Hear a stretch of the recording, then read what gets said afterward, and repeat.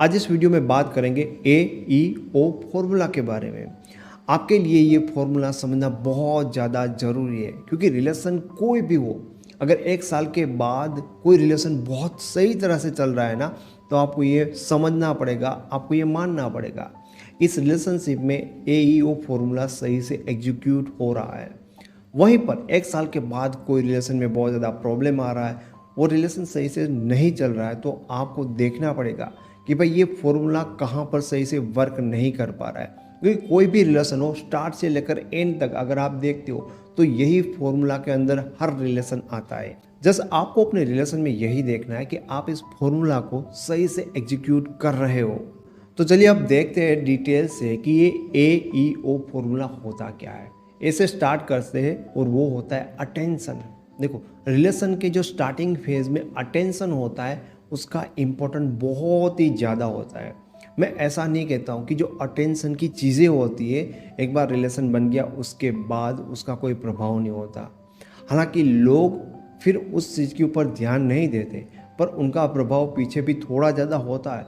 लेकिन स्टार्टिंग में ना ये चीज़ें सबसे ज़्यादा मैटर करती है, अटेंशन या अट्रैक्शन कह लो। क्योंकि इतनी बड़ी दुनिया में से अगर आप चाहते हो कि कोई आपका पसंदीदा व्यक्ति आपकी ओर अट्रैक्ट हो, आपको ही अटेंशन दे, इसके लिए ये जो अटेंशन का जो स्टार्टिंग फेज है, इसका स्टार्टिंग में बहुत बड़ा रोल होता है और उसके अंदर कुछ चीज़ें आती है और ये बहुत ज़्यादा आसान भी होता है। क्योंकि पहले से वो व्यक्ति आपके बारे में जानता नहीं है, तो आप बहुत सारी चीज़ें अपनी तरफ से दिखा सकते हो। आपके पास ये बहुत बड़ी अपॉर्चुनिटी होती है।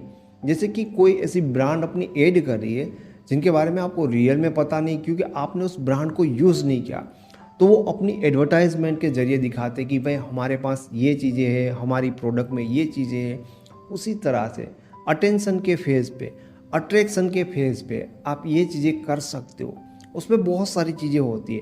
सबसे पहली चीज़ जो आप में दिखती है, आपकी पर्सनालिटी, आपका कम्युनिकेशन, आपकी और ज़्यादा ऐसी स्किल हो सकती है, आपका पैसा हो सकता है, आप कौन सी जगह पर या किन चीज़ों के साथ जुड़े हुए हो, कहाँ पर काम करते हो, आपका फेम, ये सारी चीज़ें बहुत ही रोल प्ले करती है किसी भी इंसान का आप में ध्यान खींचने के लिए या आपकी ओर अट्रैक्ट करने के लिए। ज़्यादातर लोग ये जानते होते हैं और ये लोग आसानी से कर लेते हैं, पर उनको जो आगे प्रॉब्लम आता है ई में, ई का मतलब होता है एक्सपीरियंस। यहाँ पर क्या होता है कि रियल में लोग ना आपको एक्सपीरियंस करते थे। अब जैसे हमने पहले उनका ध्यान अपनी ओर लेने के लिए, अटेंशन लेने के लिए, उनको अट्रैक्ट करने के लिए चीज़ों को दिखाया था, अपने आप को परफेक्टली कहीं वे में दिखाया था, तो अब वहाँ पर उस चीज़ का जो बहुत बड़ा रोल था ना, तो यहाँ पर जो एक्सपीरियंस है, यानी कि आप अपने आप को सामने वाले को जब एक्सपीरियंस करवाते हो, उनका रोल बड़ा बन जाता है। अट्रैक्शन या अटेंशन का रोल यहाँ पर बहुत कम रह जाता है। अब कौन सी चीज़ें मायने रखती है वो आप खुद देखना। यहाँ पर मायने रखती है कि आप अपनी तरफ से सामने वाले को कैसा एक्सपीरियंस दे रहे हो, यानी कि कैसा आप सामने वाले को ट्रीट कर रहे हो। कि आप बहुत ही अपने आप को नीडी शो करते हो, आप क्या चिपकू पर्सन हो, कि अभी भी आप कॉन्फिडेंट हो, आप अभी भी चीज़ों को बैलेंस में रखते हो, चीज़ों को डील करते हो। तो जो आपका ये रियल एक्सपीरियंस है ना, यहाँ पर वो पर्सन आपको देखेगा, आपको परखेगा। एंड रिलेशन में आने के बाद ये चीज़ें होती है एंड ज़्यादातर लोग यहीं पर स्ट्रगल कर जाते हैं। उनको लगता है कि हाँ, हमने अट्रैक्ट कर दिया, हमने उनका अटेंशन ले लिया, अब बात ख़त्म होगी। यहाँ पर आपको ज़रूरत होती है सबसे ज़्यादा एक्टिव रहने के लिए, कि आप जो भी चीज़ें करते हो ना, होश के साथ करो, पूरे एक्टिव होकर करो। एज ए पर्सन आप रियल में क्या हो ना, यहाँ पर टाइम होता है आपको वो शो करने की। कई बार आप बहुत ज़्यादा लॉयल पर्सन होते हो, लेकिन आप फेल हो जाते हो वो चीज़ें दिखाने में।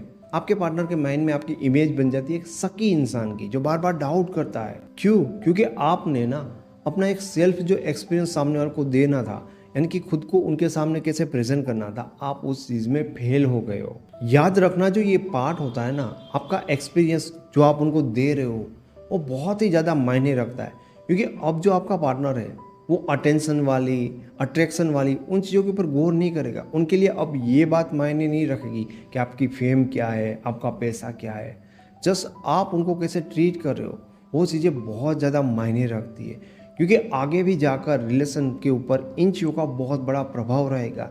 तो ये चीज़ें आपको सीखनी पड़ेगी कि भाई पार्टनर को कैसे ट्रीट करते हो, उनको कैसे डील करते हैं।